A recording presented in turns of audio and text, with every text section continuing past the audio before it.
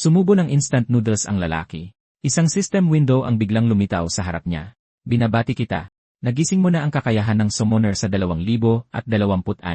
Sabik na inisip ni Bong Zuhi kung anong uri ng nilalang ang kaya niyang ipatawag. Pero sa kanyang gulat, isang tao pala ang kanyang naipatawag. Natigilan si Bong Zuhi sa kanyang kinatatayuan. Normal pa ba to? Ito ay isang panahon kung saan lahat ay may potensyal na magising, pero iisa lang sa 1-0, 000 ang tunay na nakakagawa nito. Ang mga ganitong individual ay nagkakamit ng malaking yaman at katayuan.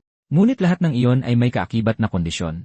Kailangan mong makaligtas sa tore dahil ang mundo sa loob ng tor ay lubhang mapanganib. Hindi lang may mga mababangis na halimaw, kundi may mga patibong din na nag-aabang sa lahat ng dako. Si Bong Zuo ay isang hamak na alipin ng sahod. Para mabayaran ang kanyang mga utang, instant noodles ang kanyang pang-araw-araw na hapunan. Walang anumang senyales ng magandang kinabukasan. Habang siya'y nagrereklamo at kumakain ng noodles, isang biglaang mensahe mula sa system ang lumitaw. Binabati kita. Nagising ka na. Napuno ng pananabik si Feng Zihu dahil sa hindi inaasahang sorpresa. Agad niyang binuksan ang system window. Pangalan, Feng Zihu. Kaugnayan, Kimchi Nation, Black Tower Level 1. Katangian, summoning, kasalukuyang kayang magpatawag ng isa. Mga kakayahan ng katangian, designated summon, random summon, dismiss summon, karaniwang kakayahan, lighthouse, isang beses bawat buwan. Nang makita niyang summoning ang kanyang katangian, agad siyang nadismaya. Bawat nagising na individual ay binibigyan ng katangian tulad ng swordsmanship, shield mastery, martial arts, o healing. Sinasabing ang summoning ay nagpapahintulot na magpatawag ng mga espiritu, phantasmal beast, golem, at mga mahiwagang nilalang. Hindi makatiis, sinubukan agad ito ni Feng Zuhi. Lumabas ka, aking unang summon. Kakayahan ng katangian, random summon. Ngunit walang nangyari sa kabila ng kanyang pananabik. Noon niya lang naalala na hindi maaaring gamitin ang mga skill sa labas ng tor. Ang mga kakayahan ng Awakener ay gumagana lamang sa loob ng tor. Sa labas, tanging ang status window lang ang maaaring tingnan. Sa madaling salita, sa labas ng tor, ang isang Awakener ay walang pinagkaiba sa isang ordinaryong tao. Nang akma na siyang titingin sa mga forum, biglang lumitaw ang mensahe ng system na sinisimulan ang random summon. Isang maningning na liwanag ang pumuno sa silid habang dahan-dahang nagkakaroon ng anyo ang isang figura. Sa sumunod na sandali, isang gwapong lalaki ang biglang lumitaw. Tuluyang natulala si Feng Zihe. Nakatawag siya ng isang tao. Kaswal na nagsalita ang lalaki, bingo. Tama, tao ako. Oh, at itong amoy, instant noodles. Pwedeng makahingi ng isang subo.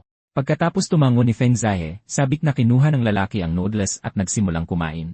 Ang sarap nito. Hindi ko matandaan kung kailan ako huling kumain ng ganito kasarap na noodles. Napuno ng pagdududa si Feng Zihe. Hindi lang niya matagumpay na nagamit ang skill sa labas ng tor, kundi nakapagpatawag pa siya ng isang tao, isang bagay na hindi pa naririnig. Agad na tiningnan ni Feng Zihe ang status window. Pwedeng ipatawag tao, i-erase. Summoning rarity range A, rare na rare. C, super rare less. A, special super rare na rare. Legendary/special super rare. Ang mga summoner at summoned being ay maaaring malayang mag-usap sa ilalim ng mga pangyayari. Lahat ng summoned being ay dapat sumunod sa tatlong pangunahing prinsipyo. Una, ang buhay ng summoner ang may ganap na prioridad. Pangalawa, dapat sundin ng summoned being ang lahat ng utos mula sa summoner. Pangatlo, kung magkasalungat ang dalawang prinsipyo, mas mangingibabaw ang una sa lahat. Tala ng naipatawag na nilalang, Cruel Guildmad Assassin. Pangalan, John Corsac. Rango, Latter Super Rare. Uri, Tao/Assassin. Oras ng pagpapakita, 6 na oras. Rating ng kasiyahan, wala. Resummon cooldown, 3 oras pagkatapos paalisin. Si John Corsac, kahit na isang baliw na assassin, ang kanyang mission success rate ay nasa 79%. Sa sandaling iyon, bumuhos ang impormasyon sa isip ni Feng Zui na nagdulot ng matinding sakit sa kanyang ulo. Halos agad na lumabo ang kanyang paningin na parabang nahuhulog siya sa isang walang katapusang bangin. Nang magkamalay si Feng Zihe, sumusugod sa kanya si John Corsac na may dalang talim, pero dumaan lang sa tabi niya sa huling segundo. Doon napagtanto ni Feng Zuhi na ito ay isang katotohanan, ngunit mga alaala ng nakaraan ni John Corsac. Sa isang magarang kislap, pinugutan ni John Corsac ang ilang mga eskrimador. Pagkatapos ay maayos niyang tinalian ang kanilang mga katawan ng pulang laso, at nilagyan pa ng maliliit na bawnot. Ang baluktot ng ngiti sa kanyang mukha ay nagpanginig kay Feng Zhu. Ang misyong iyon ang tanging kabiguan ni John Corsac, dahil ang kanyang target ay ang pinakamalakas na swordmaster sa imperyo. Iyon ang huling alaala ni John Corsac.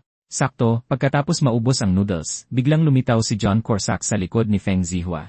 Anong iniisip mo? Napaatras si Feng Zihua sa gulat. Isang ideya ang pumasok sa kanyang isip. Maaari kaya siyang lumipat sa isang mas normal na summon. Pagkatapos kumalma, inutusan niya si John Corsac na linisin ang silid. Sa kanyang pagkagulat, hindi nagreklamo ang assassin at kumilos ng may kahanga-hangang bilis. Mukhang tama ang system. Ang mga summoned being ay talagang lubos na sumusunod kay Feng Zihu. Kung ganoon, gagana kaya ito? John Corsac, kaya mo bang tumahol na parang aso? Sa sandaling lumabas ang mga salita sa kanyang bibig, naging napakalamig ng silid. Agad itong pinagsisihan ni Feng Zihu. Paano kung sumabog siya dahil sa pride niya bilang dating makapangyarihan? Sa sumunod na segundo, nagsimulang tumahol ng malakas si John Corsac. Oh. Kamangha-mangha ang ganap na pagsunod na ito. Bigla, may kumatok ng mabilis sa pinto. Feng Zihe, buksan mo. Alam kong nandyan ka. Noon lang naalala ni Feng Zihu. Araw na pala ng bayaran ng interes. Ang operasyon ng kanyang ama matapos mabali ang buto, kasama ang matrikula sa kolehiyo ng kanyang nakababatang kapatid. Walang pagpipilian, umutang siya ng 1,000,000 sa isang loan company. Inakala niyang mababayaran niya ito agad para lang malaman na isa pala itong loan shark. Ngayon, wala nang paraan si Feng Zihu para bayaran ang napakalaking utang. Habang nag-aalangan siya sa pinto, tuwang-tuwang nagtanong si John Corsac, gusto mo bang pugutan ko ng ulo yung lalaki sa labas? Agad siyang itinulak ni Feng Zihu sa banyo at inutusan, magtabo ka dyan. Huwag kang gagawa ng ingay. Sa huli, binuksan ni Feng Zihu ang pinto. Isang lalaking may peklat sa mukha ang ngumiti sa kanya. Mukhang masigla ka ah. Nakalimutan mo na ba ang bayad sa interes ngayon? Kung nahihirapan ka, huwag mong pilitin. Matutulungan kita. Sa harap ng hayagang banta ng grupo, napilitan na lang si Feng Zihe na ngumiti ng mapait at humingi ng paumanhin, agad na inilipat ang bayad sa interes. Matapos paalisin ang mga siga, dahan-dahang lumabas si John Corsac sa banyo. Kung gusto niyang kumita ng pera at bayaran ang kanyang utang, hindi maiiwasan ang pag-akyat sa tour. Habang nag-aalala si Feng Zihe, kaswal na binanggit ni John Corsac na gusto niyang manood ng A. Walang ideya si Feng Zihe kung paano niya nalaman ang tungkol sa instant noodles at telebisyon, pero hindi naman dapat maging problema ang panonood ng A. Nang gabing iyon, humiga si Feng Zihe sa kama habang si John Corsac ay nakaupo sa malapit, abalang-abala sa panonood ng A. Kahit na isa siyang summon na tao, hindi naman pala masama na may kasama. Bago niya namalayan, nakatulog na si Feng Zihe. Nang magising siya ulit, umaga na kinabukasan. Automatikong natapos ang pagpapatawag kay Corsac dahil sa limitasyon sa oras. Habang naghahanda si Feng Zihe para sa trabaho, ibinalita sa niya ang breaking news ng araw. Kaninang madaling araw, isang karumal-dumal na pagpatay ang naganap sa opisina ng iligal na kumpanya ng pautang, ang Smiling Cash. Lahat ng tatlong biktima ay pinugutan ng ulo. Ang pinaka-nakakabahala, ang kanilang mga ulo ay tinalian ng pulang laso. Lahat ay tumuturo kay John Corsac. Anong ginawa ng gagong yon? Nanlumo ang puso ni Feng Zihe. Nagpatawag ba talaga ako ng isang baliw na mamamatay tao? Habang nakatitig sa balita sa kanyang telepono, nagsimula siyang mataranta. Gawa ito ni Corsac, sigurado. Sakto naman, may biglang nagsalita. Hello, pwede mo ba akong tulungan i-check ito? Halos lumipad ang kaluluwa ni Feng Zihu, hindi makapagsalita. May problema ba sa checkout? Nang marinig iyon, sa wakas ay natauhan siya at sumigaw sa takot. Doon lang napagtanto ni Feng Zihu na isa lang pala itong customer na bumibili ng maliit na regalo sa tindahan. Pasensya na po. I-check ko po agad para sa inyo. Natapos ang araw na si Feng Zihu ay litong-lito sa kanyang mga iniisip. Sa ganitong estado ng pag-iisip, mas mabuti pang mag-day off na lang siya bukas. Talaga bang siya ang may kagagawa ng tatlong pagkamatay na yon? Nang gabing yon, pagka-uwi, nagpa siya si Feng Zihe na ipatawag si Corsac at humingi ng mga sagot. Itinalagang summon John Corsac. Bago ipatawag, mangyaring mag-iwan ng satisfaction rating para kay John Corsac. System prompt, pakigalaw ang iyong daliri at magbigay ng star rating. Naramdaman ni Feng Zihe ang pagkainis. Pinanood niya lang ito ng AI at lumabas ang lalaki para pumatay ng tao ng kusa. Ang pagbibigay sa kanya ng isang bituin para doon ay hindi naman mukhang hindi makatwiran. Inisipan niya na bigyan ng 0. Pero sa huli, mabait na nagpa siya si Feng Zihe sa 3 bituin. Bilang isang taong nagtrabaho sa service industry, alam na alam niya kung gaano kasakit ang isang masamang review. Ilang sandali lang, muling ipinatawag si John Corsac. Salamat sa 3-star rating. Mas magsisipag pa ako mula ngayon nang makita ang ngiti niyang walang pakialam. Agad na naging seryoso si Feng Zihe. Yung mga taong pumunta sa bahay ko kahapon, pinatay mo ba sila? Sa kanyang gulat, inamin ito ni John Corsac ng walang pag-aalinlangan. Nangangahulugan iyon na ang lalaking nakatayo sa harap niya ay isang kumpirmadong mamamatay tao. Nagwala ang puso ni Feng Zihe, bumaha ang tensyon sa kanyang katawan. Pinilit niyang pakalmahin ang kanyang sarili. Sa pinakakaunti, hindi siya atakehin ng lalaking ito. Matapos siyang tanungin pa, nalaman ni Feng Zihe na ang mga lalaking iyon ay namarkahan na ng tracking seals sa sandaling dumating sila sa kanyang bahay. Ang dahilan kung bakit umabot sa ganoon ay nakasalalay sa 3 pangunahing prinsipyo ng mga summoned beings. Ang ikatlong prinsipyo, kung magkasalungat ang una at ikalawang prinsipyo, ang una ang may ganap na prioridad. Sa madaling salita, kapag itinuring na nasa panganib ang isang summoner, maaaring baliwalain ng summoned being ang ganap na pagsunod at unahin ang kaligtasan ng summoner. Mahinang nagtanong si Feng Zhuo, kaya kung inutusan kitang patayin ako, ang iyong summoner, tatanggi ka. Gayunpaman, ang pagtukoy kung nasa panganib ang summoner ay isang ganap na pansariling paghatol na ginagawa ng summon being.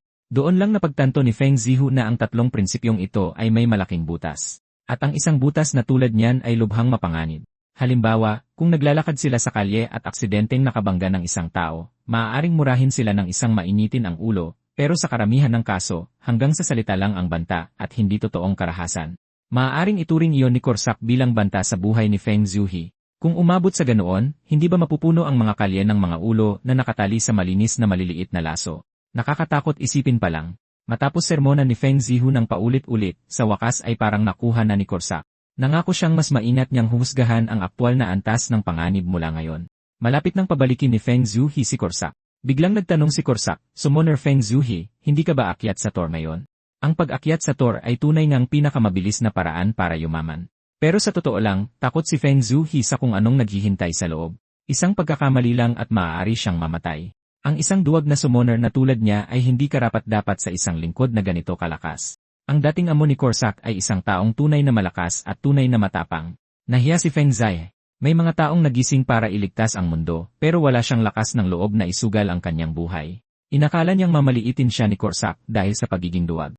Sa halip, tuwang-tuwang sinabi ni Corsac, ikaw ang pinakamahusay na summoner na nakilala ko. Ang pinakamalaking bentahe ng isang summoner ay ang pagiging maingat, ang pagiging matatakutin. Yung mga matatapang na summoner, 3 metro na ang taas ng damo sa kanilang mga libingan. Para sa isang summoner, ang katapangan ay lason.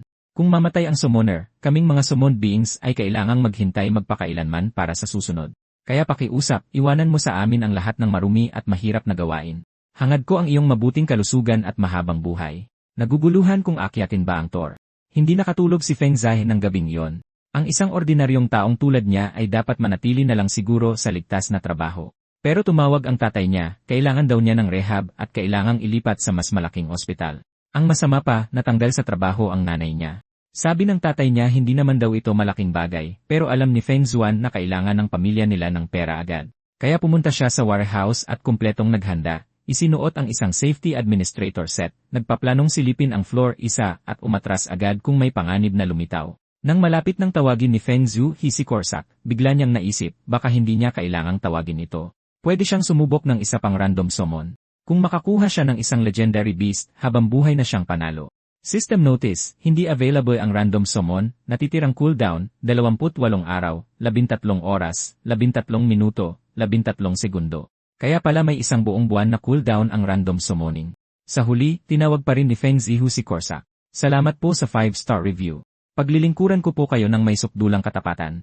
Nang marinig ni Corsac na papasok si Feng Zhuo sa Tor, agad niyang itinapon ang armas na hawak ni Feng Zhuo. Wala itong kwenta. Huwag kang mag-alala. Ipaubaya mo sa akin ang lahat. Sisiguraduhin kong ligtas at komportable ang paglalakbay mo. Pag nasa loob na tayo, huwag kang gagalaw kahit isang daliri. System prompt. Pumasok sa Black Tower ng Kimchi Nation. Kasalukuyang accessible na palapag floor 1. Nang pindutin ni Feng Zhihu ang kumpirma, nabaluktot ang mundo sa paligid niya na parang nilalamon siya ng isang black hole. Binabati kita, Player Feng Zai sa pagpasok sa Black Tower, floor 1, para kumita ng pera. Ang duwag na si Feng Zai ay pumasok sa Tor kasama ang kanyang summoned hero. Sa kanyang pagkagulat, ang isa floor ay isang tigang na lupain lamang. Dahil ito ang unang pag-akyat ni Feng Zai, direktang tumama sa kanyang bungo ang hilo mula sa teleportation. Hindi niya napigilan at nagsuka siya doon mismo. Pagkatapos magpahinga sandali, lumabas ang dalawa mula sa safe zone. Sa sandaling ginawa nila yon, nagbago ang katawan ni Feng Zai. Ang mga pisikal na kakayahan ay nadagdagan ayon sa level. Maaari nang gamitin ang mga trait level combat skill. Kahit na level 1 pa lang, ramdam ni Feng Zhu na mas malakas siya kaysa sa isang ordinaryong tao. Ito ba ang kapangyarihan ng isang awakener? Misyon sa unang palapag, pumatay ng 5 malagkit na makapal ang balat na higanteng uod. Limitasyon sa oras, 2 oras. Natapos. Kondisyon ng pagkabigo. Kamatayan o pag-abandona sa misyon. Hindi nagtagal, nakakita sila ng maraming makakapal na balat na higanteng uod na gumagapang sa unahan. Ayon sa mga guide na nabasa ni Feng Zhu online, ang unang palapag ng Tor ay partikular na idinisenyo para sa pagsubok ng mga kasanayan. Ang mga makakapal na balat na higanteng uod ay parang mga training dummy lang. Matibay na balat, halos walang lakas ng atake, perpekto para sa mga baguhan. Sinasabing kailangan ng karamihan sa mga bagong manlalaro ng kalahating oras para lamang makapatay ng isa o dalawa dahil nandito na siya. Nagpa siya si Feng Zhuhe na subukang harapin ang isa ng mag-isa. Dahil sa desisyong iyon, agad na nagbago ang ekspresyon ni Corsac. Summoner, bakit mo pahihirapan ang iyong sarili ng hindi kailangan? Hindi siya pinansin ni Feng Zai at diretsong naglakad patungo sa halimaw. Doon niya lang napagtanto na wala siyang kahit anong armas. Habang lumingon siya, nagpaplanong humiram ng isa mula kay Corsac, dahan-dahang tumayo ang makapal ang balat na higanteng uod. Hinarangan ng malaki nitong katawan ang sikat ng araw at may bahagyang berdeng liwanag na nagmumula sa tiyan nito. Bumuhos ang malamig na pawis sa likod ni Feng Zhu habang kusa siyang napatingin sa kanyang likuran. Nang sa wakas ay makita niya kung ano ang nangyayari, halos lumabas ang kaluluwa niya sa kanyang katawan. Sumigaw siya sa nanginginig na boses, Corsac, iligtas mo ako gaya ng inaasahan sa aking summoner. Isang napakatalinong desisyon. Sa isang iglap, naglaho si Corsac at muling lumitaw sa mismong harap ng halimaw. Sa isang kaswal na siko, agad na nawasak ang makapal ang balat na higanteng uod. Pero hindi ito natapos doon. Gamit ang kanyang pambihirang bilis, pinatalsik ni Corsac sa ere ang lahat ng nakapaligid na uod. Pagkatapos ay ilang mga talim ang lumitaw sa kanyang mga kamay. Diretsyo niyang ipinutok ang mga ito sa mga halimaw na nasa ere. Bawat talim ay tumama sa target nito. Grabe, ang astig ko talaga. Ang mga tunay na lalaki ay hindi lumilingon sa mga pagsabog. Skill, Blade Burst. Nang sumunod na segundo, sumabog ang lahat ng uod sa ere habang naglakad pabalik si Corsac nang hindi man lang lumilingon. Napatingin si Feng Zai nang hindi makapaniwala. Napakaraming halimaw ang naubos sa isang dalaw lang. Misyon sa floor 1 natapos. Level tumaas. Gantimpala, 100 gramo ng mana crystal. Na-update ang floating announcement. Black Tower ng Kimchi Nation. Record sa pag-clear ng floor 1. Rating, panandang pandagdag panandang pandagdag. Nakamit na ranggo, panandang pandagdag panandang pandagdag. Gantimpala sa pag-clear, Platinum Badge. Tuwang-tuwa si Hong Zuha. Napakadali nito. Sa ganitong bilis, sandali na lang ay yayaman na siya. Kasabay nito, natanggap ng mga manlalaro sa lahat ng rehiyon ng Black Tower ng Kimchi Nation ang parehong anunsyo. Lahat ay nagtataka kung sino ang sumira sa record. Sa isang iglap, nakabalik na sa bahay sina Feng Zihu at Corsac. Pagtingin sa oras, 5 minuto pa lang ang nakalipas. Summoner Feng Zihu, talagang nagsikap ka ngayong araw. Pakiramdam ni Feng Zai ay wala siyang ginawa, ngunit sa mata ni Corsac, ito mismo ang katangiang dapat taglayin ng isang summoner. At ang pinakamalaking nakuha niya ngayon ay ang dalawang bagay na nasa harap niya. Ito ang unang beses ni Feng Zai na makakita ng mana crystal, isang mahalagang yaman sa modernong industriya ng enerhiya. Ayon sa mga chismis, ang 100 gramo lang ay nagkakahalaga ng 50,001. Tungkol naman sa Platinum Badge, hindi pa niya ito narinig kailanman at binalak na hanapin ito online mamaya. Upang ipagdiwang ang matagumpay na pag-clear sa roof floor ng Black Tower, naghanda si Feng Zai ng marangyang pagkain para kay Corsac. Maraming salamat. Hinding-hindi ko malilimutan ang iyong kabaitan. Napakasarap nito. Nagsalo ang dalawa sa kanilang hapunan. Pagkatapos ng Black Tower, hindi na nakaramdam ng pagtutol si Feng Zai. Nagsimula na nga siyang mag-enjoy dito. Kinabukasan, inilatag niya ang itinuturing niyang perpektong pang-araw-araw na schedule. Trabaho sa convenience store sa umaga, part-time job sa isang barbecue place sa gabi, pagkatapos ay gugugol ng 2 oras sa pagitan ng 1:00 at hating gabi para i-clear ang Black Tower. Lumabas ka, itinalagang summon John Corsac. Nang ibigay ang utos, muling tinawag si Corsac. Salamat po sa 5-star rating.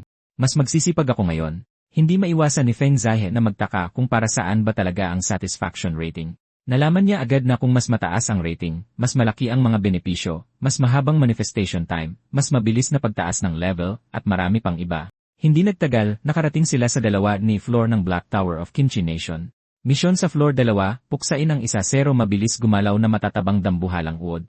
Limitasyon sa oras, 2 oras. Makukumpleto, mga kondisyon ng pagkabigo, kamatayan o pag-abandona sa misyon.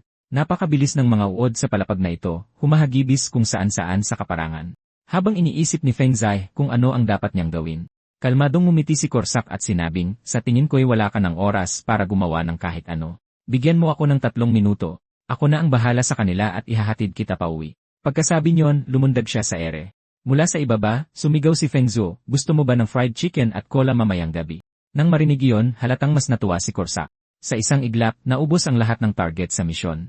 Misyon sa floor 2 na kumpleto. Tumaas ang level. Gantimpala, 200 gramo ng mana crystals. Anunsyo sa buong server, Black Tower of Kimchi Nation, na-update ang record sa pag-clear ng floor 2. Rating, La++. Nakamit na ranggo, na++. Gantimpala sa pag-clear, Platinum Badge, pinapanatili ang bilis na isang palapag kada araw. Mabilis na na-clear ni Feng Zai hanggang sa 5 floor. Nakakolekta ng 5 Platinum Badge na may La++ na ranggo. Na-trigger ang espesyal na gantimpala, pinahusay ang mga katangian ng awakening. Ang pinakamataas na bilang ng mga unit na maaaring ipatawag ay tumaas sa 2. Nang makita ang notifikasyong ito, tuwang-tuwa si Feng Zuhi. Nangangahulugan ito na maaari na siyang magpatawag ng dalawang heroic spirit upang lumaban para sa kanya ng sabay. Kay Corsac pa lang, ang paglipol sa mga halimaw ay parang paggapas lang ng damo. Kung makakapagpatawag siya ng isang taong mas malakas pa, hindi ba't magiging ganap na siyang hindi mapipigilan? Sa kasamaang palad, ang cooldown para sa random summoning ay mayroon pang 20 buong araw na natitira. Ang hindi alam ni Feng Zihe ay ang kanyang tuloy-tuloy na F++ na mga anunsyo ng pagbasag ng record sa mga nakaraang araw ay nagdulot ng ganap na kabuluhan sa headquarters ng Awakener Association. Ayon sa pinakabagong mga ulat, may isang taong sumira sa mga clear record para sa unang 5 palapag ng Black Tower. Bawat isang pagsubok ay nakakuha ng S++ na rating. Halatang isang tao lang ito at malamang ay isang bagong gising na baguhan. Walang duda tungkol dito. Ito ay isang napakagaling na henyo na may nakakatakot na potensyal. Kung ang mga susunod na palapag ay maklear din na may D++ na rating, walang makakaisip kung paano magbabago ang mundo. Bago nito, ang pinakamataas na clear rating na nakamit sa Kimchi Nation ay isang A-rank lamang. Kung hindi dahil sa mga kamakailang anunsyo sa buong server, walang sinuman ang makakaalam na mayroong NS++. Ang totoong problema ay halos hindi mo makikilala ang mga Awakener sa mga ordinaryong tao sa totoong buhay, kaya't ang mga talentadong individual ay madaling maging target ng mga dayuhang kapangyarihan. Kailangan nilang mahanap ang Awakener na ito bago pa man gawin ito ng mga kalabang bansa. Lumipas ang 2 araw sa isang iglap. Sa panahong iyon, si Corsac ay halos naging full-time na tagapag-alaga ni Feng Zihe na ginagawa ang bawat gawaing bahay. Ang mas nakakagulat pa, wala siyang anumang reklamo. Sa katunayan, tila nag-enjoy pa siya. Pagkatapos ng gawaing bahay, pumasok ang 2 sa 8 rear floor ng Black Tower. Misyon sa floor 8, puksain ang isa 0 red-spined ninja frogmen. Pagdating nila, napalibutan sila ng isang malaking grupo ng mga halimaw na ninja frog. Sa sumunod na saglit, ibinato ng mga nilalang ang kanilang mahahabang malagkit na dila papunta sa kanila. Isang kislap ng liwanag mula sa espada ang humiwa sa hangin. Bawat ninja frog sa lugar ay agad na pinatay ng talim ni Corsac. Misyon sa floor 8 na kumpleto. Tumaas ang level. Mga gantimpala, 800 gramo ng mana crystals, at isang Black Tower exclusive healing potion. Anunsyo sa buong server, Black Tower of Kimchi Nation, na-update ang record sa pag-clear ng floor 8. Rating, La++. Nakamit na ranggo, na++. Gantimpala sa pag-clear, Platinum Badge. Summoner Feng Zihe, nagsipag kang mabuti ngayong araw. Ang problema ay wala siyang ginawa. Kahit na makapal ang mukha niya, medyo nahiya si Feng Zihe. Inisip niyang bigyan ng pera si Corsac at hayaan siyang lumabas at mag-relax sandali. Agad na tinanggihan ang suhestyon. Ang panonood ng AI sa bahay ay sapat na para sa akin. Kung gusto mo talaga akong pasalamatan, pwede ka bang umorder ng fried chicken? Pagkasabi niyon, kaswal na kinuha ni Corsac ang telepono ni Feng Zui at nagsimulang umorder ng delivery. Hindi na siya pinigilan ni Feng Zuhat at sa halip ay sinimulang bilangin ang mga nakuha niya ngayong araw. Bihira niyang kailanganin ang mga tower exclusive healing potion, kaya ibinigay niya ito kay Corsac para itago. Tungkol naman sa mga mana crystal na naipon niya sa mga nakaraang araw, malinaw na magiging mahirap ang pag-convert nito nang hindi nakakatawag ng pansin. Sa isang iglap, dumating ang ika-10 araw, ang araw para harapin ang isa 0 rear floor ng Black Tower. John Corsac Satisfaction Rating, 5 bituin. Dahil sa magkakasunod na pinakamataas na rating, ang manifestation time ni John Corsac ay nadagdagan ng 1 oras. Galing. Ibig sabihin, masusuportahan kita ng 1 dagdag na oras. Hindi ko kailanman bibiglin ang iyong mga inaasahan. Sa isang iglap, nakarating ang 2 sa isa 0 rear floor ng Black Tower. Malinaw na nararamdaman ito ni Feng Zuhi. Umaalab ang kapangyarihan sa buong katawan niya. Umugong ito sa loob niya na parang isang mailap at mayabang na kabayong lalaki. Nalasing sa bigla ang lakas, matapang siyang nagsalita. Mr. Corsac, ako na ang bahala mula rito. Agad na nagpanik si Corsac. Imposible yan. Ang mga halimaw lampas sa isa 0 rear floor ay lubhang mapanganib. Kung may mangyari sa'yo, Summoner Feng Zihua, kahit na ako'y mamatay, ang aking pagsisisi ay mananatiling hindi mapapatawad. Ngunit binaliwala ni Feng Zihu ang babala. Ang walang kahirap-hirap na mga tagumpay sa mga nakaraang palapag ay nagpalimot sa kanya kung ano ang ibig sabihin ng tunay na panganib. Sa sumunod na sandali, isang malaking mata ang lumitaw na nakalutang sa mismong harapan niya. Agad siyang nagsisi. Isang halimaw na ipis na kasing laki ng isang maliit na burol ang biglang lumitaw, na humaharang sa kanilang daan. Kaya ito pala ang isang halimaw sa isa 0 rear floor. Dahil sa napakatinding presyon, naging malinaw na malinaw ito. Hindi ito isang bagay na kayang harapin ng isang tao ng direkta. At kaya, sa huli ay ipapaubaya ko na lang sa'yo, Corsac. Sugod. Itinaas ng halimaw na ipis ang talim nito at sumugod kay Corsac. Ang mabagal na pag-atake ay madaling naiwasan. Gamit ang mismong kuko ng halimaw, gumanti si Corsac diretsyo sa vital point nito. Sa kanyang mga mata, isa lang itong tupa na naghihintay na katayin. Matapos ang ilang pag-atake ng liwanag ng espada, nagkapira-piraso ang halimaw. Black Tower floor 1-0, nalampasan. Tumaas ang level. Gantimpala, 1,000 gramo ng mana crystals. Anunsyo sa buong server. Na-update ang clear record ng floor 1-0. Rating, La++. Nakuha ang ranggo na ++. Gantimpala sa paglampas, Platinum Badge. Dahil sa pagkolekta ng 1-0 Platinum Badge, isang espesyal na gantimpala ang na-trigger. Kopyahin ang isang skill na taglay ng summoned entity. Mga available na skill, Blade Arts, Leopard Impact, Shatter, Cowardly Assassination, Poison Dagger, Shadow Step, Chaos, Invisibility, Transparency, Transfiguration. Habang nag-aalangan si Feng Zihe, pinayuhan siya ni Corsac, piliin mo ang Shadow Step. Ang pangunahing tungkulin ng isang summoner ay ang mabuhay. Sa mga ito ang pinakamahusay na defensive skill. Napangisi si Feng Zihe, mukha ba akong isang taong marunong lang tumakas? Nakuha ang skill, Shadow Step. Sinabi niya sa sarili na pinili niya ito para mas mabilis na mapatay ang mga kalaban. Tutal, bilis ang pinaka-esensya ng labanan. Kahit siya ay alam na ang dahilan na yon ay halos panlilinlang lang sa sarili. Pagkatapos matutunan ang Shadow Step, agad na gustong subukan ito ni Feng Zihe sa totoong mundo. Tulad ng inaasahan, hindi pa rin magamit ang mga skill sa labas ng tower. Ang ipinagtataka niya ay habang nakasil ang mga skill, maaari pa ring i-activate ang kanyang summoning trait. Lumipat ang eksena sa susunod na araw upang maibenta ang mga mana crystal na nakuha niya sa mga legal na paraan. Walang choice si Feng Zihu kundi i-report ang kanyang paggising sa Awakener Management Association. Nang makumpirma ang kanyang paggising, ipinaalam sa kanya ng asosasyon na isang team ang agad na ipapadala para asikasuhin ang mga formal na pamamaraan. Kasabay nito, sa loob ng Awakener Management Association, nagsasagawa sina Min Ali at Guang Iljon ng malawakang pagsisiyasat sa mga bagong awakened na individual. Sa sandaling ito, nakatutok na sila sa isang suspect at naghahanda ng pumunta sa tirahan ni Feng Zui para sa beripikasyon. Kung mahanap nila ang taong bumasag ng mga record, anuman ang mangyari, isasama nila ito sa elite unit. Lumipat muli ang eksena. Ang dalawa ay nakatayo na ngayon sa harap ng pinto ni Feng Zui. Hindi inaasahan, sa sandaling makita siya ni Min Ali, lumapit ito mismo sa kanyang mukha. Ikaw yon, di ba? Ang Awakener na sumira sa mga record na may the ++ rating. 20 taon na ang nakalipas, biglang lumitaw ang mga itim na tor sa buong mundo ng walang babala. Ang kanilang ibabaw ay kasing itim ng tinta at ang taas nito ay mas mataas pa sa lahat ng istrukturang gawa ng tao. Nakilala ang mga ito bilang ang Black Towers. Nagpadala ng mga hukbo at siyentipiko ang mga bansa sa buong mundo para subukang tuklasin ang mga sikreto nito, pero walang sinuman ang makalapit na para bang may hindi nakikitang harang na ganap na pumipigil sa kanila. Sa labas ng Tor, ang mga Awakener ay halos walang pinagkaiba sa mga ordinaryong tao sa loob ng Tor. Gayunpaman, kaya nilang magpakawala ng napakalakas na kapangyarihan. Ang ilang mga item na nakuha sa loob ay maaari pang dalhin sa labas, na nagpapahintulot sa sangkatauhan na umunlad sa isang nakakagulat na bilis. Kung walang sinumang makalampas sa isang bagong floor sa loob ng 6 na buwan, magsisimula ang isang countdown. Kapag natapos ito, guguho ang Tor.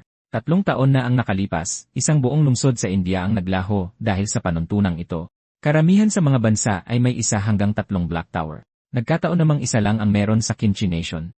Ang kasalukuyang pinakamataas na nalampasang floor nito ay 65, pangalawa lamang sa ika-negatibo, 66 na floor ng Pretty Nation, na naglalagay dito sa pangalawang pwesto sa pandaigdigang ranggo. Tulad ng dating paggalugad ng sangkatauhan sa mga bagong kontinente, ngayon ay ibinaling ng mga tao ang kanilang atensyon sa mga Black Tower. Tanging sa pagpaparehistro bilang isang opisyal na manlalaro pagkatapos ng awakening maaaring kilalanin ng estado at ituring na isang bayani. Pagkatapos mapanood ang promotional video ng asosasyon, hindi maalis sa isip ni Feng Zihe na ang 2 tao sa harap niya ay tila hindi mapagkakatiwalaan.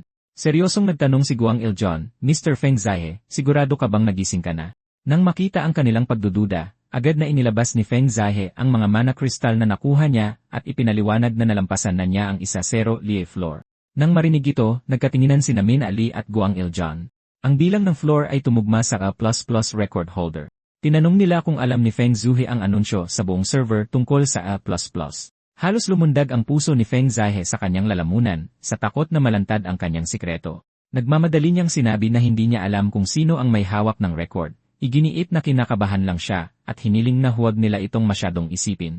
Sa kasamaang palad, ang kanyang reaksyon ay lalo lang siyang ginawang kahina-hinala. Alam na alam ni Feng Zihu, kung siya nga talaga ang S++ record holder, kapag nalantad, matatabunan siya ng atensyon. Ang gusto lang niya ay isang tahimik at magandang buhay.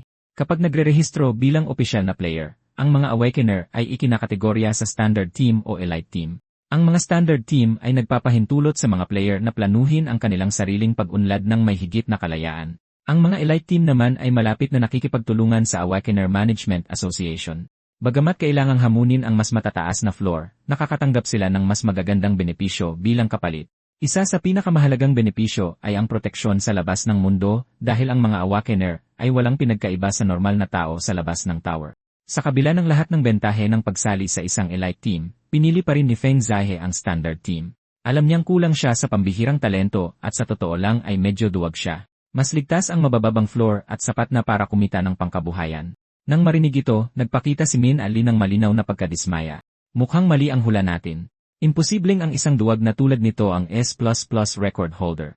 Maraming player ang paulit-ulit na nagfa-farm sa mga ligtas na floor, pero ang hayagang aminin ito habang nagre-rehistro. Ngayon lang ako nakarinig niyan. Ang isang duwag na tulad nito ay walang karapatang sumali sa elite team. Kalmado siyang nagpatuloy, iginagalang ko ang iyong desisyon. Ngayon, maaari ka bang pumasok sa tower ng isang beses? Ito na ang huling pamamaraan para kumpirmahin ang iyong paggising. Upang makumpleto ng maayos ang kanyang pagpaparehistro, walang choice si Feng Zhuo kundi gamitin ang kanyang once per day na lighthouse activation. Sa ilalim ng kanilang mapagmasid na mga mata, na-teleport siya sa loob ng Black Tower. Isang talaga siyang Awakener, masyado lang duwag. Ang paglampas sa isa-0 floor ay marahil ang kanyang hangganan. Duda ako kung magtatagal siya sa ika-11. Tutal, ang floor na iyon ay partikular na idinisenyo para subukan ang tapang ng isang player. Hindi naman masyadong malakas ang mga long-tailed burrow centipede, pero nakakadiri ang kanilang itsura. Kinakailangang pumatay ng 100 sa kanila. Walang duwag ang makakalampas dito. Lumipat ang eksena sa 11 VA floor. Pagdating ni Feng Zihe, agad niyang ipinatawag si Corsac. Salamat sa pagtawag. Ikinararangal kong maglingkod. Para maiwasang maghinala ang dalawa sa labas, partikular na inutusan ni Feng Zihe si Corsac na bagalan ang mga bagay sa pagkakataong ito. Pakiusap, huwag ka sanang mag-trigger ng isa pang S++ na clear record. Hanggat walang record na masisira, sa wakas ay maaalis ko na ang hinala na ako ang S++ holder. Upang sadyang pabagalin ang takbo, pinili ni Corsac na puksain ang mga halimaw ng isa-isa. Kahit na, pakiramdam pa rin ni Feng Zihe ay napakabilis nito. Habang si Corsac ay sumusuot sa kumpol ng mga halimaw, isang malaking burrow centipede ang biglang sumulpot mula sa lupa sa ilalim ng mga paa ni Feng Zhuo. Agad siyang pinagpawisan ng malamig. Masama ito. Gusto niyang i-activate ang shadow step at tumakas, pero tuluyang nanigas ang katawan niya sa takot. Agad napansin ni Corsac ang kakaiba. Sa isang iglap, sumugod siya patungo kay Feng Zihe ng buong bilis. Sa isang atake lang, lahat ng halimaw malapit kay Feng Zihe ay nalipol. Dahil sa galit, hindi tumigil doon si Corsac, nilipol ang bawat burrow centipede sa lugar. Nang subukan siyang pigilan ni Feng Zihe, huli na ang lahat. Paumanhin.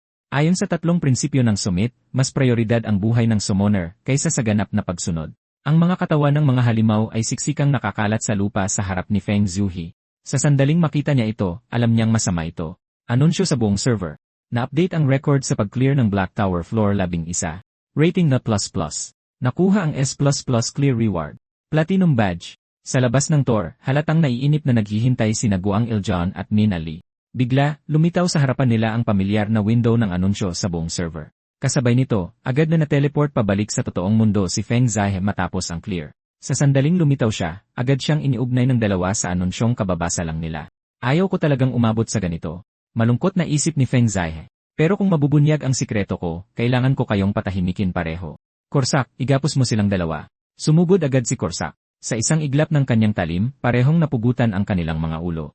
Nang makitang gumulong ang kanilang mga ulo sa kanyang paanan, marahas na nanginig si Feng Zihe. Sinong nagsabi sa iyong pugutan mo sila? Sa kanyang gulat, sabay na nagsalita ang 2 pugot na ulo. Baliw ka, paano mo nagawang pumatay ng mga player? Kaawa-awang kamatayan. Nagising sa diwa si Feng Zihe. Ang lahat ng nangyari ay pawang imahinasyon niya lamang. Lintik, naisip niya. Ang pagiging malapit sa baliw na mamamatay tao na iyon ay talagang nakakasira na ng isip ko. Kahit anong paliwanag ni Feng Zihe, napagdesisyonan na ng Awakenham Management Association na siya ang may hawak ng S++ record. Naghanda pa sila ng isang kontrata na sinasabing nag-iisa sa buong mundo, opisyal na pinamagat ang Ultimate Elite Agreement na may taunang sahod na nagsisimula sa daan-daang bilyon. Kasama rin dito ang pinakakomprehensibong mga hakbang sa seguridad, tinitiyak ang kanyang kaligtasan sa lahat ng oras. Pinakamahalaga, makakatanggap siya ng mga espesyal na pribilehiyo ng immunity. Hanggat hindi siya kumikilos laban sa interes ng bansa, magbubulag-bulagan ang asosasyon. Ang ganitong antas ng pagtrato ay orihinal na nakalaan para sa nangungunang manlalaro sa bansang Qinshi. Ngunit sa kabila ng napakagandang alok, pinili ni Feng Zihe na tumanggi. Simple lang ang dahilan. Ayaw niya ng masyadong atensyon. Sa pang-araw-araw na buhay, labis na kinakabahan si Feng Zai kapag may hindi kilalang tao na sinusubukang kausapin siya. Sa madaling salita, sobrang mahiyain siya. Sa huli, nakuha niya ang gusto niya at pumirma sa isang karaniwang kasunduan.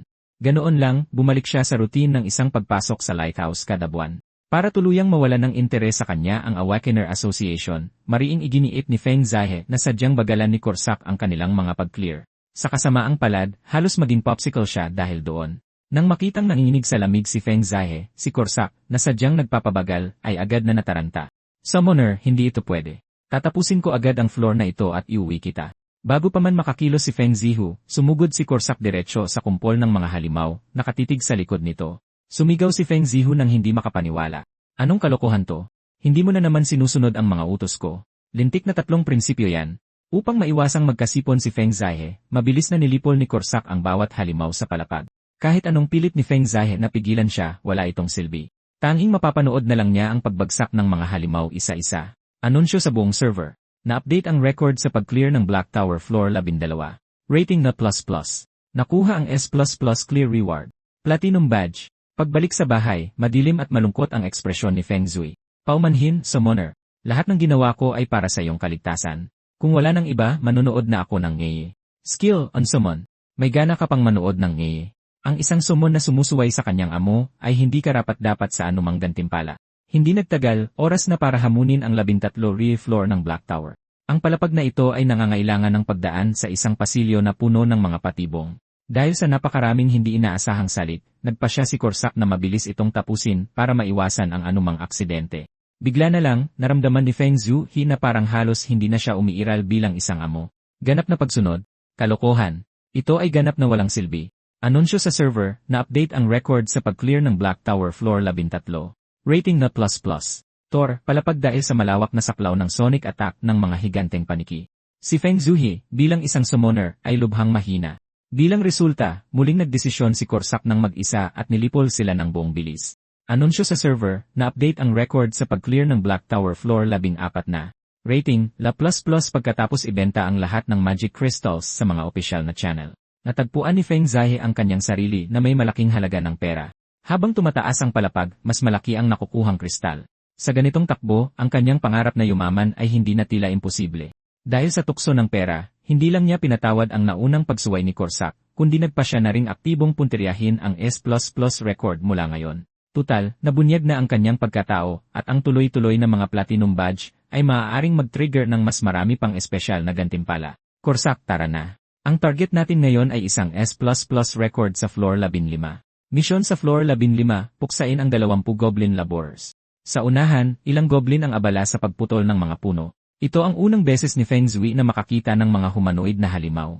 Ayon sa mga gabay sa forum, mayroon silang pangunahing katalinuhan. Kung kahit isa lang ang makatakas, dudumugin sila ng mga reinforcement. Huwag kang mag-alala. Ubusin ko silang lahat sa isang bagsakan. Agad na ginamit ni Corsac ang kanyang invisibility skill. Gamit ito, madali niyang napatay ang lahat ng goblin sa lugar. Floor 15 mission, kumpleto na. Tumaas ang level. Mga gantimpala, 5 kilong magic crystals. Tower exclusive healing potion. Anunsyo mula sa server. Na-update ang record sa pag-clear ng Black Tower Floor 15. Rating, panandang pandagdag. Sa isang iglap, nakabalik na sila sa bahay. Binuksan ni Feng Zihu ang system interface at kinuha ang lahat ng 15 platinum badge. Kondisyon na tugunan, 15 platinum badge ang nakolekta. Na-trigger ang espesyal na gantimpala. Bumilis ang tibok ng kanyang puso nang lumitaw ang system notification. Ano kaya ito ngayon? Gantimpala, Energy Shield Bracelet. Epekto, lumilikha ng damage-absorbing shield para protektahan ang gumagamit. Limitasyon, nawawala ang shield pagkatapos sumipsip ng takdang dami ng damage. Cooldown, 5 oras. Katangian, otomatikong lumalakas ang shield kasabay ng level ng gumagamit. Dahil sa tuwa, agad na ginamit ni Feng Zihu ang Energy Shield Bracelet. Isang patong ng asul, malakristal na enerhiya ang dahan-dahang kumalat at bumalot sa kanyang buong katawan. Ngayon, kahit sa totoong mundo, hindi na siya natatakot sa biglaang panganib. Ang galing ng bracelet na ito. Para masubukan ng maayos ang bisa ng shield, bumalik sila sa Black Tower floor. Walang takot na iniharap ni Feng Zihu ang kanyang tiyan at inutusan si Corsac na atakihin siya. Ilang beses man siyang mag-utos, tumangging umatake si Corsac. Dahil walang pagpipilian, hinawakan ni Feng Zihu ang kamay ni Corsac at ipinwersa ito patungo sa kanyang tiyan. Lintik, nakalimutan kong i-activate ang shield. Nagmamadali siyang nagbuhos ng healing potion sa sugat. Summoner, hindi mo na dapat ulitin ang ganoong bagay. Pagkatapos ng maikling pahinga, nagpatuloy sila sa paghuli ng mga goblin. Siyempre, si Corsac lang ay higit pa sa sapat. Habang nakatayo lang at walang ginagawa, nagpa siya si Feng Zihu na sanayin ang bago niyang skill. Skill, Shadow Step. Biglang gumalaw ang kanyang katawan. Sa sumunod na iglap, lumipat siya ng ilang metro pasulong. Ito pala ang maalamat na escape skill. Habang lalo niya itong sinasanay, lalo niyang nagugustuhan ang mabilis na paggalaw. Pero sa mismong kasunod na sandali, bigla siyang lumitaw sa likod mismo ng goblin. Ang masama pa, napansin siya nito kaagad. Ibinuka ng goblin ang mga panga nito at sumugod sa kanya. Sa sandaling nakagat ang kanyang braso, ginamit ni Feng Zihu ang shield. Sinundan niya ito ng isang flying kick na nagpatalsik sa goblin. Noon lang napansin ni Corsac na may mali. Nagbago ang kanyang ekspresyon habang sumusugod siya patungo kay Feng Zihu. Summoner Feng Zihu, ayos ka lang ba? Tingnan ko.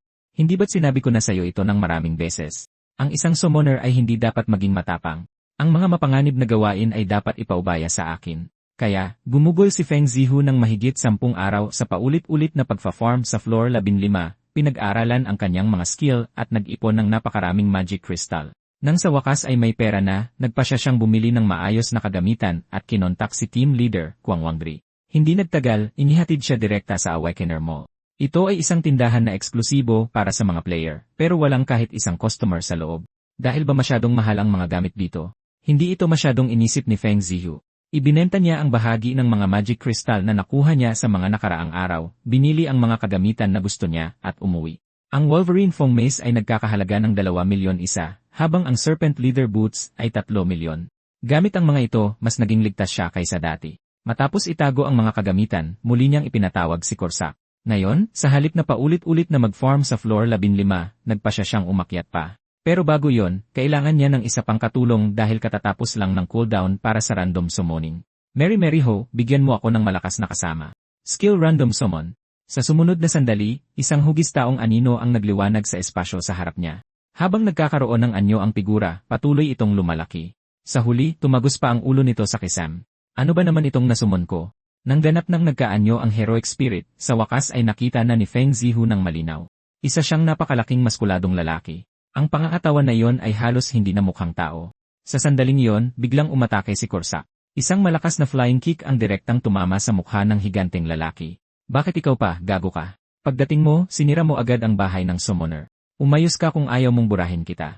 Walang awang sinugod ni Corsac ang bagong dating. Mula sa kanilang sagutan, halatang magkakilala na sila. Mahina pa rin tulad ng dati. Hindi man lang ako kinikiliti ng mga atake mo. Ang mga salitang iyon ay agad na ikinagalit ni Corsac. Hinugot niya ang kanyang sandata, malinaw na balak putulin ang ulo ng lalaki at talian ito ng ribbon. Nang sumugod siya na nakataas ang espada, nagmamadaling pumagitna si Feng Zihu at inutusan si Corsac na huminto. CJ, susundin ko ang utos ng summoner. Ipinaliwanag ni Corsac na kilala ang bruskong ito sa mga summoned being. Isang tangang puro laman ang utak na hindi man lang matandaan ang 3 prinsipyo. Hindi yan totoo. Pinag-aralan ko silang mabuti pagtutol ng higante. Una, protektahan ang buhay ng summoner. Pangalawa, ganap na sundin ang utos ng summoner. Pangatlo, natigilan siya at hindi na maalala ang kasunod. Kita mo na pang-aasar niya. Depektibo 2. Dapat siyang lipulin at pagbawalan na masumon sa loob ng 100 araw. Noon lang napagtanto ni Feng Zihu na ang mga summoned being ay may sarili palang panloob na mga patakaran. Hindi pinansin ang pagdadada ni Corsac, binuksan niya mismo ang status window. Talaan ng isinamon na nilalang, hangal na barbarian meat shield ng tribo ng Great Plains. Pangalan, hindi alam. Rango, type. Taong barbarian na mandirigma. Oras ng pagpapakita, 10 oras. Satisfaction rating, 5. Cooldown para muling isamon, 3 oras. Dahil rank lang ito, hindi ba't ito na ang pinakamababang posibleng antas para sa isang isinamon na nilalang? Ang malas naman. Tinanong ni Feng Zai ang barbarian sa harap niya na parang isang interviewer. Pero walang alam ang lalaki, kahit ang sarili niyang pangalan. Habang nararamdaman ni Feng Zai na sumasakit ang kanyang ulo, biglang lumabo ang kanyang paningin. Pakiramdam niya ay nahuhulog ang kanyang kaluluwa sa isang bangin. Nang magising siya muli, napagtanto niyang nakapasok siya sa memory space ng lalaki. Ito ay isang barbarian na mandirigma na nanirahan sa malawak na damuhan, simple ang pag-isip at mahilig mamuhay kasama ang kalikasan. Kahit na target siya ng mga direwolf sa kapatagan, nakikipaglaro pa rin siya sa mga mababangis na hayop na iyon ng palakaibigan. Gayunpaman, ang kabaitan ding iyon ang nagdulot ng kanyang pagbagsak. May isang grupo ng mga taong may masamang hangarin na nagkunwaring mga bayani at humingi ng kanyang tulong. Inutusan nila siyang magsilbing meat shield ng team habang kinakaharap ang maalamat na 9-headed Hydra. Kahit na sapat ang lakas niya para tanggalin ang ilang ulo ng Hydra, hindi kinaya ng kanyang katawan ang lason. Kahit natutunaw na ang kanyang balat, hindi siya kailanman umatras. Nakatuon lamang ang kanyang mga mata sa pagprotekta sa kanyang mga kasama. Sa huli, ang tanging natanggap niya bilang kapalit ay ang pangungutya ng kanyang mga kasama. Sa wakas, sa ilalim ng walang tigil na pagkasira dulot ng lason, naging bunton na lang siya ng mga tuyong buto. Nang makita ang ganoong kalunos-lunos na wakas, isang hindi maipaliwanag na galit ang bumangon sa loob ni Feng Zihu. Ano naman kung medyo hangal siya? Maligayang pagdating, sabi ni Feng Zihu. Akyatin natin ang Black Tower ng magkasama. Una, bibigyan kita ng pangalan. Malakas ka. Kaya mula ngayon, ikaw ang magiging tank ng team. Ang pangalan mo ay Mitchell. Nang marinig ang pangalang iyon, tila tunay na nasiyahan si Mitchell. Mr. Mitchell, pakiusap magtiwala ka sa akin. Sisiguraduhin kong magkakaroon ka ng masayang buhay. Humarap si Feng Zhuo kay John Corsac at pinaalalahanan siya, mula ngayon, kailangan niyong magkasundo. Huwag mo na siyang bubulihin. Si Corsac, na tila nag-aatubili noong una, ay biglang nagbago ng isip matapos ang maingat na pag-isip. Naintindihan ko, Summoner. Sisiguraduhin kong lalaki si Mitchell bilang isang taong kapaki-pakinabang sa lipunan. Matapos ayusin ang usapin ni Mitchell, silang tatlo ay sabay-sabay na na-teleport sa floor 16 na ng Black Tower. Misyon sa floor 16 na, puksain ang 30 Goblin Scout. Takdang oras, 5 oras. Sa sandaling pumasok sila sa gubat sa floor 16 na, ang kanilang mga galaw ay minamanmanan na ng isang grupo ng mga Goblin Scout. Nakatutok na ang obloban diretsyo kay Feng Zihua. Sa kabutihang palad, mabilis na kumilos si John Corsac at nasalo ang paparating na Dark. Kung hindi, malamang ay nakipagkita na si Feng Zihua sa Diyos. Nang makitang nabigo ang pananambang, sabay-sabay na sumugod ang mga goblin sa paligid. Agad na dumapa si Feng Zihe at nagtago sa likod ng isang bato. Samantala, hinarap ni Corsac ang mga paparating na pana at pinatalsik ang mga ito sa ere. Kahit na, ilang mga pana pa rin ang tumama sa batong pinagtataguan ni Feng Zihe. Mabilis na inutusan ni Feng Zihe si Mitchell na sumali sa laban. Tumingkad ang mga mata ni Mitchell kasabay ng malakas na tulak mula sa parehong binti. Tumalon siya ng mataas sa ere sa sumunod na sandali. Ang mga goblin sa ibaba ay tuluyang natigilan sa kanilang nakita. Agad silang tumalikod at tumakas sa iba't ibang direksyon. Si Corsac, na abala pa rin sa pagpatay ng mga goblin, ay natigilan sa pagkalito. Bakit sila biglang tumatakbo palayo? Ngunit nang lumingon siya, huli na ang lahat. Ang malaking katawan ni Mitchell ay bumagsak sa lupa na parang bombang nuklear, at isang shockwave ang nagpalipad sa lahat ng malapit na goblin sa ere. Maging si Corsac ay nadamay sa pagsabog. Hayop ka. Pagganti yon, hindi ba? Sa sandaling iyon, ilang goblin ang naglabas ng mga sumpitan at pinaputukan si Mitchell. Subalit ang sunod-sunod na dart na tumatama sa kanyang katawan ay parang mga magaang gasgas lang, ganap na walang epekto. Sa ilang kaswal na suntok lang, pinuksa ni Mitchell ang mga natitirang goblin. Habang pinapanood ang eksenang ito, lubos na natigilan si Feng Zihu. Talaga bang isang rank barbarian lang ito? Kung hindi dahil sa malinaw na impormasyon mula sa system, iisipin niyang i-rank talaga si Mit. Para gantimpalaan si Mitchell sa kanyang kontribusyon, sinadya siyang bilhan ni Feng Zihe ng isang malaking bunto ng fried chicken. Sa kanyang pagkagulat, nagustuhan pala ng barbarian na mandirigma ang mamantikang pritong pagkain. Natuklasan din ni Feng Zihe na takot si John Corsac sa maanghang na pagkain. Isang kagat lang ay sapat na para magbugas siya ng apoy. Bukod pa riyan, tila laging nasisiyahan si Corsac sa pambubuli kay Mitchell. May kutob si Feng Zihe na kahit gaano niya subukang disiplinahin ito, hinding-hindi na mawawala ang masamang ugali ni Corsac. Lumipat ang eksena sa kinabukasan habang naghahanda ang tatlo na harapin ang floor 17 ng Black Tower. Misyon sa floor 17, puksain ang 30 Goblin Warrior. Sa ngayon, malaki na ang itinaas ng lakas ni Feng Zhui at nararamdaman na niya na malapit nang magising muli ang kanyang puso. Umusbong ang kanyang panloob na ambisyon. Pakiramdam niya ay nakakatakot siyang malakas, sapat ang lakas para labanan ang 1-0 ng sabay-sabay. Gayunpaman, binaliwala ng dalawa ang kanyang madamdaming talumpati. Summoner, pakiusap manatili ka sa likod at ipaubaya mo na sa amin ang lahat. Sa unahan nila ay nakatayo ang isang siksikang grupo ng mga armadong Goblin Warrior. Hindi ba't medyo sobra ang bilang na ito? Siguradong mahigit 100 sila. Mga halimaw sila, pero marunong pa silang bumuo ng mga pormasyon sa labanan. Sa normal na sitwasyon, ang karaniwang diskarte ay umatras sa isang ligtas na lugar kapag lumitaw ang mga Goblin Warrior. Pagkatapos ay maghintay sandali na masira ang kanilang pormasyon sa pamamagitan ng maingat na pag-abante at pag-akit ng 2 o 3 sa isang pagkakataon. Maaaring makamit ang tagumpay sa pamamagitan ng paulit-ulit na pagpatay. Iyon ang karaniwang paraan, ngunit para kay Feng Zihua, ito ay ganap na hindi kailangan. Mr. Mitchell, sa pagkakataong ito, ikaw ang pipiliin ko. Sa sumunod na sandali, nagpakawala si Mitchell ng napakalaking kapangyarihan. Ang sobrang lakas ay nagwasak sa lupa sa ilalim niya. CJ, puksain mo silang lahat at ipakita mo sa akin ang susunod na nakatagong espesyal na reward ability. Agad-agad, sumugod si Mitchell ng direkta sa hukbo ng goblin na may nakakatakot na bilis. Sa hindi inaasahan, ang mga goblin na ito ay hindi kasing tanga ng iniisip ng iba. Alam pala talaga nilang mag-organisa sa mga pormasyon sa labanan. Gayunpaman, ang mga ganitong pakulo ay parang laro lang ng bata sa harap ng ganap na kapangyarihan. Sa isang mapanirang sugod, pinalipad ni Mitchell ang bawat goblin. Habang nasasaksihan ang eksenang ito, napuno ng pananabik si Feng Zihu. Para itong isang malaking tangke na bumangga sa isang tumpok ng mga bisikleta. Walang anumang paglaban, tanging ganap na pagkasira lang. Anunsyo sa buong server. Ang clear record para sa floor 17 ng Kimchi Nation Black Tower ay na-refresh na. Ranggo na nakuha na ++. Gantimpalang nakuha, Platinum Badge. Nang makita ang malinaw na pagpapahalaga ni Feng Zihu kay Mitchell, agad naramdaman ni John Corsac na nanganganib ang kanyang posisyon. Nagbago ang eksena nang dumating ang tatlo sa floor 18 ng Black Tower. Misyon sa floor 18, puksain ang 30 Goblin Assassin. Sa kadiliman sa unahan, hindi mabilang na mga Goblin Assassin ang nagtatago. Agad inutusan ni Feng Zihu si Mitchell na umatake. Gayunpaman, ang mga diskarte sa paggalaw ng mga Goblin na ito ay napakahirap hulihin. Sunod-sunod na sumablay ang mga atak ni Mitchell. Tila naglaho sila sa hangin. Kahit gaano pa kahirap maghanap si Mitchell, hindi niya matagpuan ang mga ito.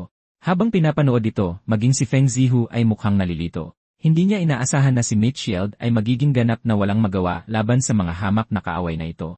Samantala, humalakhak ng mayabang si Corsac. Huwag mong isipin na malulutas ng purong lakas ang lahat. Hayaan mong ipakita ko sa iyo kung ano ang itsura ng isang eleganteng estilo ng pakikipaglaban. Ang kanilang mga diskarte sa pagtatago ay napakahina na kahit ang mga daliri ko sa paa ay kayang makasabay. Skill, Shadow Step. Sa sumunod na sandali, bawat kislap ng galaw ni Corsac ay nagresulta sa eksaktong pagpuksa sa isang goblin na nagtatago sa dilim. Kita mo, ito ang sining ng pakikipaglaban. Nang makita ang galing ni Corsac, agad na nagpakita ng mapanlinlang ng ngiti si Feng Zihu.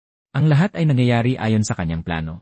Malinaw na nagpakita ng mga senyales ng problema sa pag-isip si Corsac noon pa man. At sa pagsali ni Mitchell sa team, ang kompetisyon sa pagitan nilang dalawa ay nakatulong na bawasan ang kanyang mental at emosyonal na pasanin. Ngayon, sa wakas ay oras na para si Feng Zihu mismo ang tumuntong sa larangan ng digmaan. Agad niyang inilabas ang bagong biling Wolverine Fong Mace. Lumabas ka. Ang pagkabalisa na matagal na niyang pinigilan. Magbago anyong kabayong damo. Bago pumasok sa palapag na ito, masusing pinag-aralan ni Feng Zihu ang lahat ng available na strategy guide. Ang stealth skill na ginagamit ng mga Goblin Assassin ay ang pinakamababang bersyon pala. Hanggat nakapokus ang pandaman ng isang manlalaro, matutukoy ang kanilang mga galaw. Sa ngayon, na-master na ni Feng Zihu ang Shadow Step. Sa ilang mabilis na kislap, lumitaw siya sa likod ng isa sa mga Goblin. Sa kasamaang palad, nawalan siya ng balanse at dumiretso ang bagsak.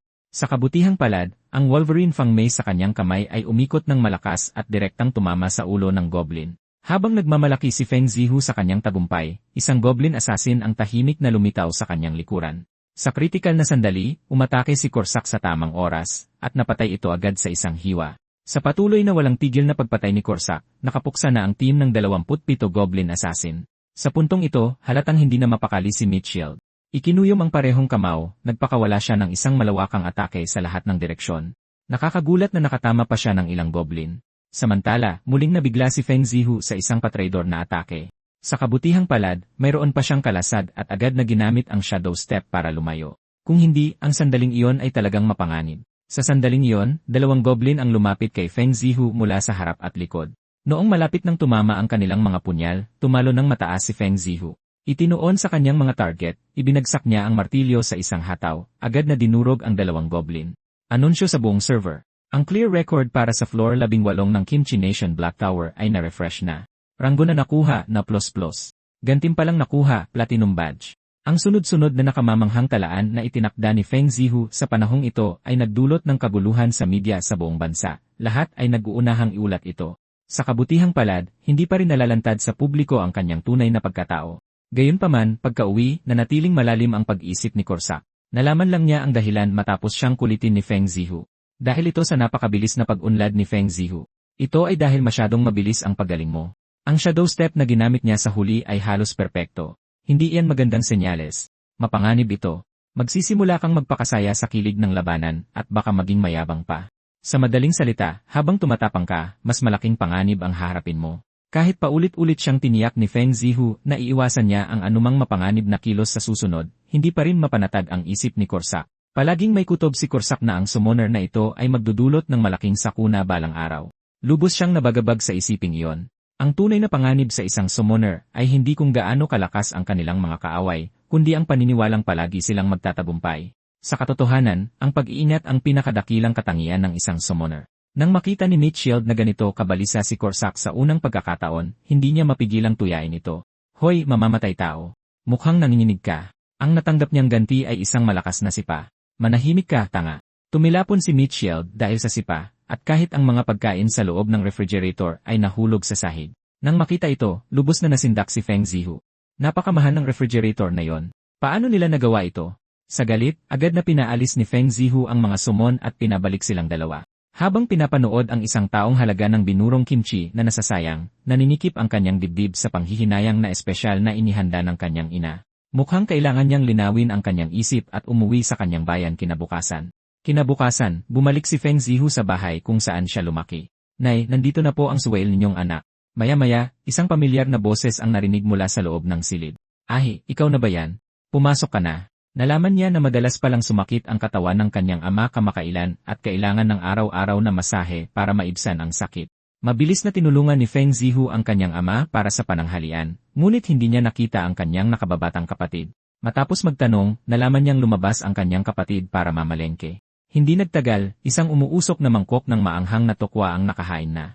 Ang pamilyang may 4 na miyembro ay naupo sa paligid ng mesa, nagkukwentuhan habang kumakain.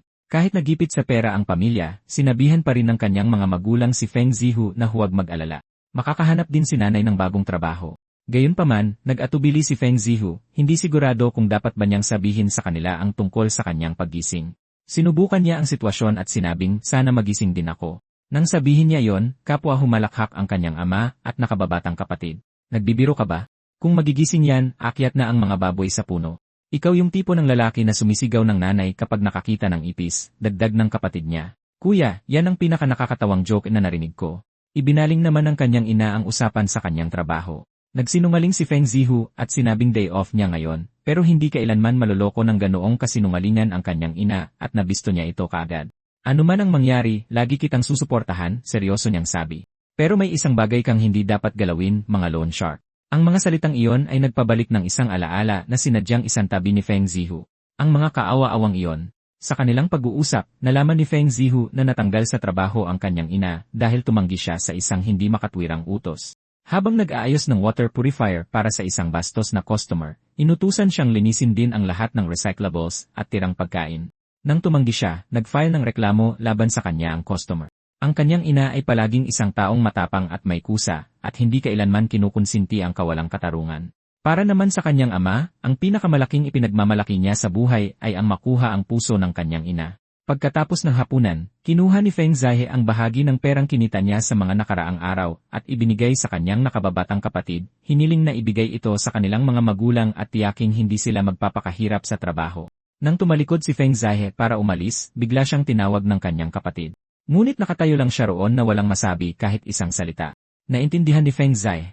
Ang tuwisyon ng kanyang kapatid ay binayaran sa pamamagitan ng mga utang na kinuha ni Feng Zihe at ngayon ay nag-aambag pa siya ng malaking halaga para suportahan ang pamilya. Marahil ay nahihiya siyang magpasalamat man lang. Ngumiti si Feng Zihe at tinapik sa balikat ang kanyang nakababatang kapatid. Bata, alam ko kung anong gusto mong sabihin. Hindi mo kailangang maging formal sa kuya mo. Talaga? Ang galing. Sabi ko na nga ba? Kung binibigyan mo na sila nanay at tatay ng baon, imposible namang makalimutan mo ang iyong bunsong kapatid. Nang marinig iyon, natigilan si Feng Zihe. Ang lahat ng emosyon na yon kanina ay naging walang kabuluhan. Pagkaalis sa kanyang bayan, muli siyang nagtungo sa Awaken Management Association. Matapos makita ang kanyang pamilya, mas naging determinado si Feng Zihe na seryosohin ang landas na ito. Kahit na mayroon na siyang energy shield bracelet, habang umaakyat siya sa mas matataas na palapag, mas lalo lang lalakas ang mga halimaw na kanyang haharapin. Ang pinakaligtas na opsyon ay maghanda ng isang maayos na kalasad. Gayunpaman, nang marinig niya ang nakakagulat na presyo na 100 milyon won, tuluyang natulala si Feng Zihe. Matapos malaman ang kanyang mga pangangailangan, ipinakilala sa kanya ng attendant ang isang mas murang alternatibong kalasad. Ito ay maliit, madaling dalhin, abot kaya ang presyo, at higit sa lahat, mayroon itong self-repair function. Nang maisuot, labis na nasiyahan si Feng Zihu. Ito mismo ang pangarap niyang kalasad. Maaari ko bang malaman kung magkano itong maliit na kalasad? Napakasulit nito, 40 milyon won lang. At sa gayon, habang may luha sa kanyang mga mata, binili niya ang kagamitan. Bakit parang mas mahirap pa ang pakikipag-usap sa mga sales staff kaysa sa pagpatay ng mga goblin? Nang pauwi na sana si Feng Zihe, isang medyo kakaibang lalaki ang tumawag sa kanya. Sa tingin ko sa itsura mo, hindi ka pa katagalang naawaken, tama ba? Ang pangalan ko ay Choi Ho-sil. Player din ako, katulad mo. Kahit na hindi mahilig si Feng Zihe na makipag-usap sa mga estranghero, ito ang unang beses na nakakilala siya ng isang masigasig na player. Mula sa kanilang pag-uusap, nalaman niya na madalas mamili rito ang lalaki, at naging mausisa matapos mapansin si Feng Zhu bilang isang bagong mukha. Nakaakyat na ako sa floor 30 ng Black Tower. Nasa anong floor ka na ngayon? Dahil kaharap ang isang estranghero, nanatiling maingat si Feng Zihe at nagsinungaling, sinabing nakaabot pa lang siya sa floor 10. Ah, ganun ba? Kung sakaling magkaproblema ka, huwag kang mag-atubiling hanapin ako. Sa ngayon, ang unang impresyon ng lalaki kay Feng Zihe ay na siya ay palakaibigan at mabait. Bilang isang taong mas introvert, hindi maiwasan ni Feng Zihe na hangaan yon. Matapos ang maikling usapan, naghiwalay na ang dalawa. Nagbago ang eksena at nasa bahay na si Feng Zihe. Nasa level 19 na siya ngayon at kaya nang magsumo ng dalawang malalakas na kasama ng sabay. Ang kanyang puso ay puno ng pananabik para sa hinaharap. Para ipagyabang ang kagamitang binili niya noong araw na yon, direktang sinumon ni Feng Zihe si Corsac. Salamat sa 5-star review, Summoner. Gayunpaman, nang makita ni Corsac ang maliit na kalasag, natigilan siya. Bakit ka nauwi sa ganito? Tinatahak mo ang isang napakadelikadong landas. Kailangan mo ba talagang personal na lumaban? Kalmadong sumagot si Feng Zihu, huwag kang mag-alala. Lagi kong unahin ang sarili kong kaligtasan. Naging mabigat ang boses ni Corsac. Ganyan din ang sinabi ng dati kong master. Pakiusap, ipangako mo sa akin. Ano man ang mangyari, huwag kang susuong sa unahan habang nakikipaglaban. CJ, pangako. Habang nagsasalita, ibinalik ni Feng Zihe ang kagamitan sa system space. At kung sakaling harapin mo ang isang hindi maiiwasang panganib, maaari mong isakripisyo si Mate Shield at ako at tumakas ng mag-isa. Siyempre, kung posible, mas maganda kung si Mate Shield ang unang isakripisyo. Sa sandaling iyon, biglang naamoy ni Corsac ang pagkain. Sa sandaling natikman niya ang masarap na dumplings, nawala ang lahat ng kanyang mga alalahanin kanina. Summoner, para nakitang mga magulang na muling isinilang, emosyonal niyang bulalas. Gayunpaman, habang ninanamnam nila ang pagkain, biglang nakaramdam si Corsac ng matinding panganib. May nakaaway ka ba kamakailan? May malakas na killing intent sa labas ng pinto ngayon, at malinaw na nakatutok ito sa iyo. Nang marinig ito, agad na nawala ng gana si Feng Zihe at inactivate ang kanyang energy defense. Si Corsac naman, agad na pumasok sa stealth mode. Sa sumunod na segundo, isang putok ng baril ang umalingaw at nabasag ang kandado sa pinto. Nakatayo si Feng Zihe sa pintuan at pinapanood ang dahan-dahang pagbukas ng kanyang pinto. Magandang gabi. Hindi ko inaasahan na magkikita tayong muli ng ganito kaaga. Napatingin si Feng Zihe nang hindi makapaniwala. Ang lalaking nakatayo roon ay ang parehong lalaki na nakasalamuha niya sa shop. Nagulat ka, tanga. Medyo nahirapan akong i-track ka hanggang dito. Lumalabas na tinarget ng lalaki ang equipment ni Feng Zihe, plinano siyang pagnakawan habang medyo mahina pa siya. Pero ang ipinag-aalala ni Feng Zihe sa sandaling iyon ay hindi ang kanyang sarili. Sa sandaling itinutok ng lalaki ang kanyang baril kay Feng Zihe. Nakatakda na ang kanyang kalunos-lunos na kapalaran. Bilisan mo at ibigay mo lahat ng equipment mo. Huwag mong isipin na nagbibiro ako. Sa sandaling iyon, tuwang-tuwa si Choi Ho-sil sa kanyang sarili. Tingnan mo kung gaano katakot ang lalaking ito. Talagang pinili ko ang perpektong target. Nang akmang kakalabitin na ng lalaki ang gatilyo kay Feng Zihe, biglang lumitaw si Corsac sa likuran niya. Itinaas niya ang kanyang braso at ibinagsak ang dulo ng kanyang talim diretsyo sa batok ng lalaki. Sa isang hampas lang, nawalan ng malay ang lalaki at bumagsak sa sahig. Napatingin si Feng Zhu sa eksena na hindi makapaniwala. Mr. Corsac, ang galing nyon. Pinatulog mo lang siya sa halip na patayin. Sa totoo lang, nag-alala ako na baka may gawin kang higit pa sa inaasahan ko kanina. Naantig talaga ako. Mukhang hindi naman pala nasayang ang paggabay ko kanina. Kahit paano mo tingnan, ang biglaang nang himasok na ito ay malinaw na isang item trafficker. Ang mga tinatawag na item trafficker ay dalubhasa sa pagpatay ng mga manlalaro sa labas ng Tor. Mga taong walang pinagkaiba sa ordinaryong sibilyan at nagnanakaw ng kanilang kagamitan. Kung hindi nagising ni Feng Zhu ang isang kakayahan na magagamit sa labas ng Tor, ang kanyang kapalaran kanina ay hindi naiiba sa ibang mga manlalaro. Agad na kamatayan. Sa sandaling iyon, inilabas pa ni Corsac ang kanyang paboritong ribbon. Summoner, huwag kang mag-alala. Ako na ang bahala sa kanya para sa'yo. Agad siyang pinigilan ni Feng Zhu. Bitawan mo siya. Isusuko natin siya sa mga otoridad. Samantala, sa loob ng opisina ng Awakened Management, inire-report ni Jian Guanggael ang mga ginawa ni Feng Zhu sa araw na iyon sa direktor. Bumili si player Feng Zhu ng maliit na kalasag sa isang tindahan ngayon. Batay sa kanyang mga piniling kagamitan kamakailan, naniniwala kami na malamang isa siyang melee-oriented fighter. Sa sandaling iyon, biglang tumunog ang telepono sa bulsa ni John Guang. Sa kanyang gulat, tawag iyon mula sa pulisya. Nang sagutin niya ito, bumalatay ang hindi paniniwala sa kanyang mukha. Pagkababa ng telepono, agad siyang nagmadali papunta sa bahay ni Feng Zui. Lintik, ano bang nangyari? Dapat pala pinapirma ko na siya sa Elite Agreement mula pa sa simula. Kung may mangyari kay player Feng Zihu, tapos tayo. Pagsapit noon, 2 pulis na ang nakarating sa bahay ni Feng Zihu. Hindi inaasahan, naglakas loob pa si Choi Ho-sil na pagbintangan si Feng Zihu na kinidnap daw siya nito.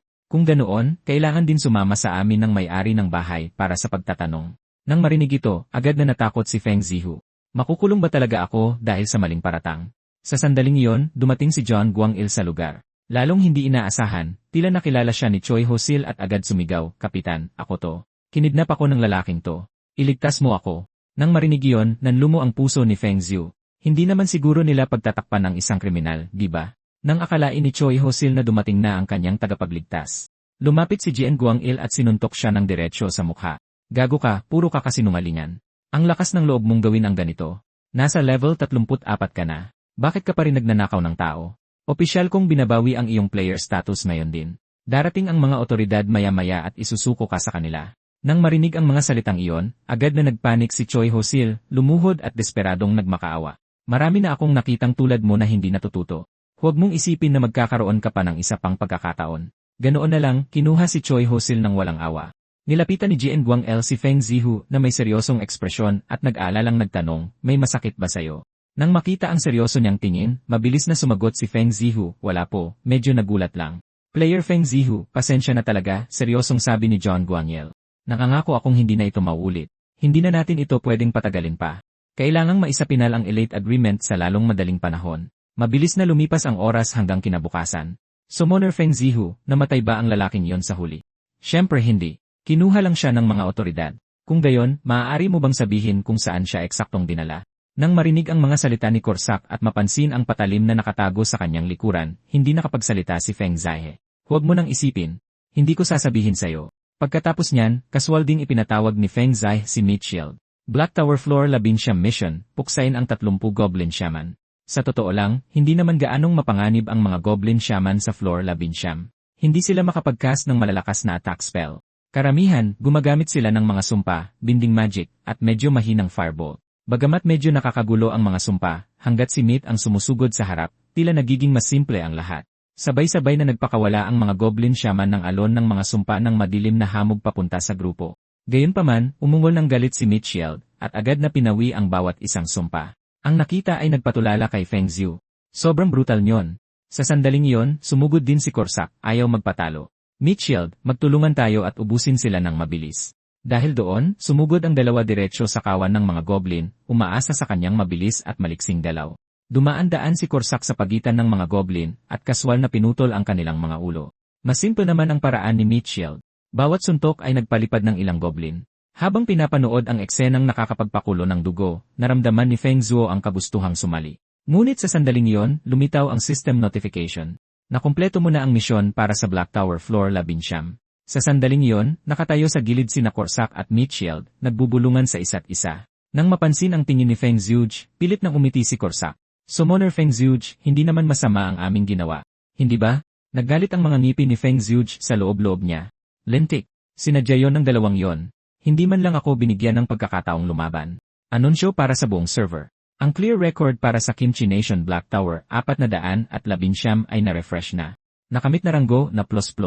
Nakuha ang gantimpala, Platinum Badge. Kinabukasan, tumuloy ang team sa Black Tower 420. Ang palapag na ito ay kilala bilang Talent Evaluation Floor, na may markang lubhang mapanganib dahil sa sunod-sunod na paglitaw ng lahat ng uri ng goblin. "Summoner, pakiusap huwag kang tumakbo-takbo.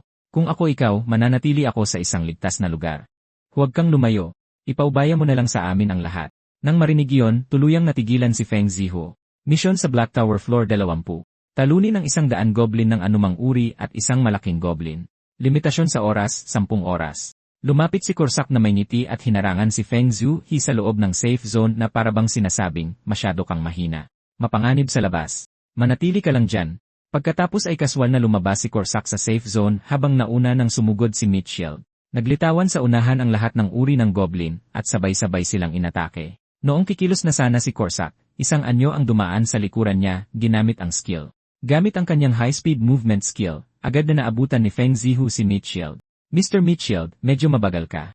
Mauuna na ako." Sabi niya, sabay talon ng mataas sa ere. Ngunit nang makita niya ang napakaraming atake sa unahan, tuluyan siyang natigilan. Sobra na to. Summoner, hindi. Huwag.